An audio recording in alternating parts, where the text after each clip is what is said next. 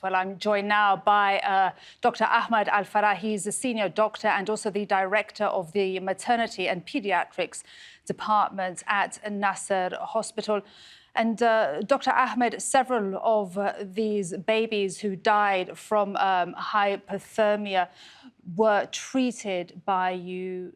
Talk to us about what you witnessed.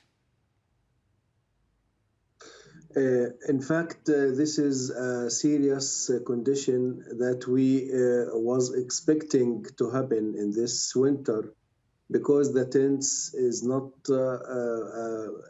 ready for this winter. It is not warm, no electricity, no fuel, no gas. It is very cold. Last Friday, I visited some of these tents in al-Mawas, Khan Yunis. It was very, very cold, extremely cold.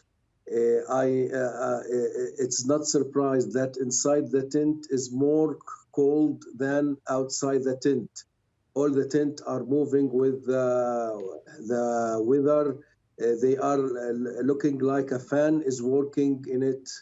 Unfortunately, these babies or little babies or infants, they are cold in the usual state in the before the war, when they were in the building and the warmer is going on and the electricity is going on, they were feeling hypothermia.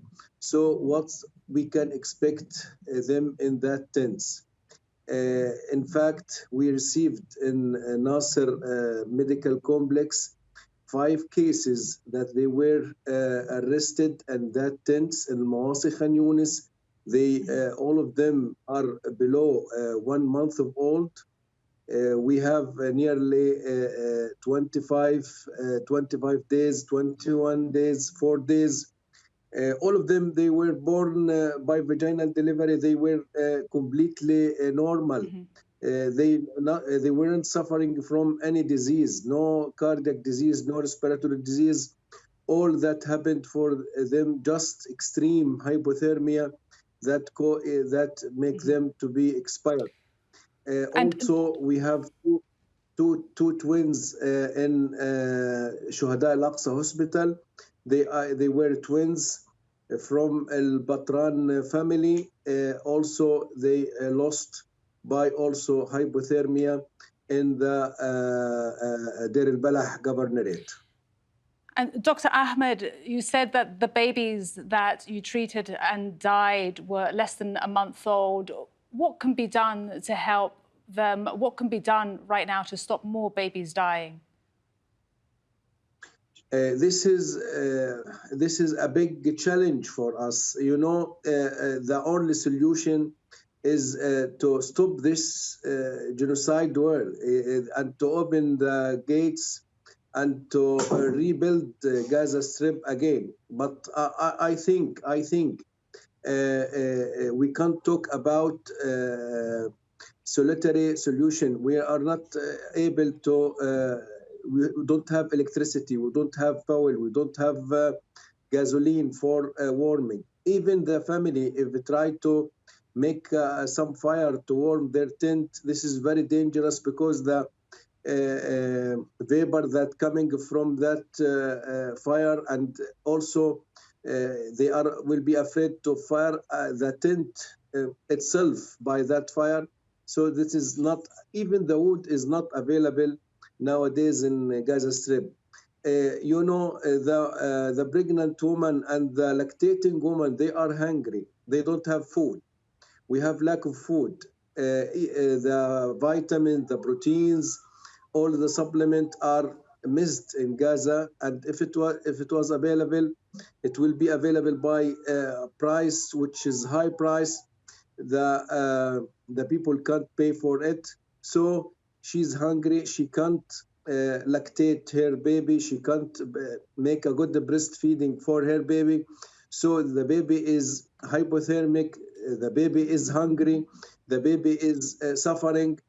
All the family are suffering from the tent. They are afraid. They are under stress because they are afraid about to protect their family from avoidance of the bombs or from evacuation from place to place, or from to be hungry. And what about the next meal? Next day, they will be prepared for their Dr. kids. Ahmed, can we ask you just how quickly, even is it possible for these mothers, for these babies to get to any of the hospitals that are still functioning in Gaza when it gets to such a desperate moment, when you see that they are about to die of hypothermia? We are receiving nearly 5 to 10 cases every day suffering from hypothermia from all ages, but especially the neonate and the infants category. This is the most susceptible category of pediatric groups. We are trying to dealing with them as possible by rewarming them, by IV fluid, by investigation, because we have a lot of diseases that come by hypothermia, like sepsis, for example, or hypoglycemia. But we have nearly 1,200,000 refugees around the hospital. Some of them, they are far away. And the transport is nearly missed in Gaza. The Israeli forces destroyed everything, the roads. It's very difficult for the baby to come to the hospital at night. Sometimes the family postpone their visit to the hospital, and unfortunately in the morning they will discover that their baby was lost because they postponed their visit to the hospital. So it is very difficult. It is disaster. It is catastrophic, as I mentioned. Dr. Ahmed, I think this is one of the saddest interviews, one of the saddest stories ever. Just this final question to you. Already 7 babies we're discussing. How many more babies in Gaza do you think will die of hypothermia this winter? I think the ball of ice will be moved more and more. I think if this is a criminal war, this is genocide war, will not stop, I think we will see a lot of victims from the infant and neonate in Gaza Strip because of the weather. As I mentioned before, these are fragile babies. They are fragile kids. Even the pregnant women are fragile. They have hypothermia already in their usual homes, in the buildings. When the electricity is available, when the gas is available, and when the blankets are available, when their clothes are available, they are feeling cold. What will be the situation when all these conditions are missed? So I think we will see a lot of numbers of these victims of these neonate and infant and even a pregnant woman in the next future if this war didn't stop.